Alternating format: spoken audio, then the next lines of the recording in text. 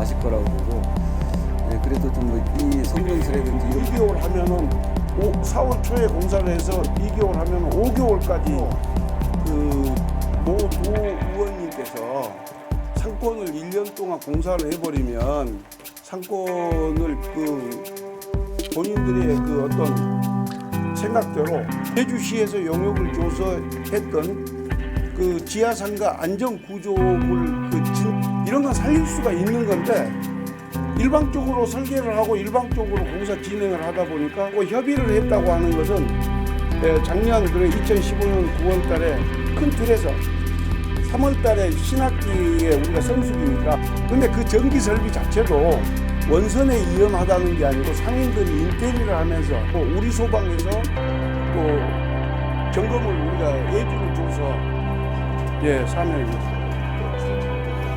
종업원도 지금 전 가족이 들어와 있는 종업원 씨는 어제 기자회견을 통해 중앙지하도 상가 개보수 공사를 일정대로 본격 강행하겠다고 밝혔다.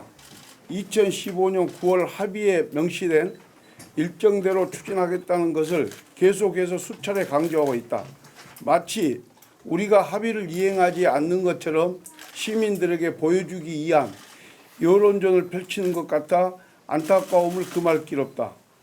분명히 말씀드렸지만 그 당시 합의된 내용은 큰 원칙적인 측면에서 2016년 신학기 이후에 공사를 한다는 것이고 구체적인 세부 일정과 방법에 대해서는 서로 협의와 조율을 통해 구축하는 것이었다.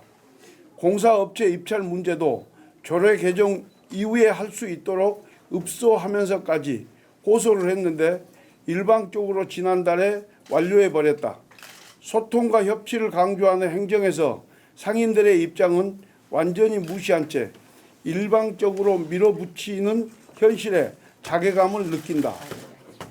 우리가 안전의 문제를 소홀히 하자는 것이 절대 아니다. 전 재산을 투자하고 하루 12시간 이상을 보내는 삶의 터전인 중앙지하도 상가에 만약에 재난이 발생한다면 제일 먼저 위기에 노출되는 것은 상인들이다. 안전 영업을 최우선으로 생각할 수밖에 없는 이유다. 일부 상인들의 기득권 유지를 위해 안전공사에 협조하지 않고 있다고 운운하는 것은 도가 지나친 어불성설이다.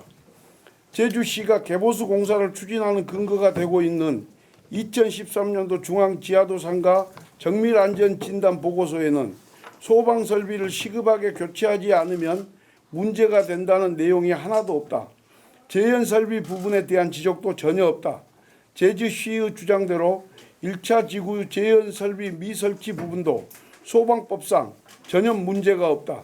만약에 대대적인 리모델링 공사를 할 경우 현재의 소방법에 맞추어 최신 설비를 해달라는 것임에도 당장 안전에 문제가 있는 것처럼 떠들어대며 공사 강행을 일방적으로 애치는 것은 행정이 할 도리가 아니다라고 생각한다.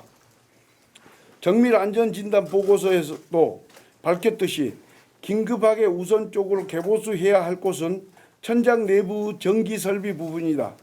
화재의 위험성이 있으므로 시급히 정리정돈을 해서 안전사고에 만전을 기하라는 것이다. 그곳을 보수하는 경비는 약 5억 4천여만 원이 든다고 했다. 그것을 하지 말라는 이야기가 아니지 않는가. 대부분의 사업은 용역의 범위 내에서 진행한다.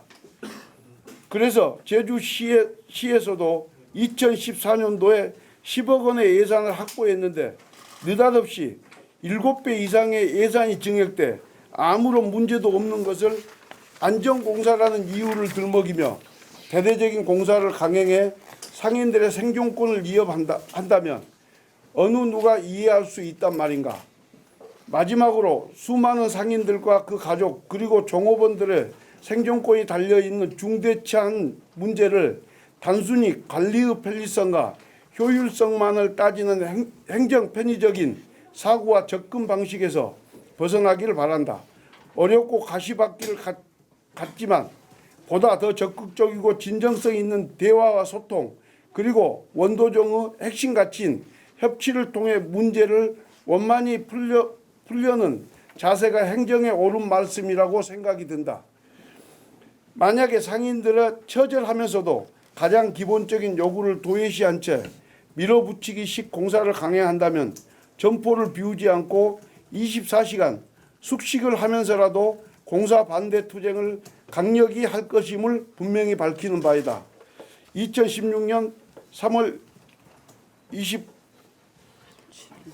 28일 제주중앙지하상정과 진흥사업협동조합 이사장 양승석 외 조합원 일동.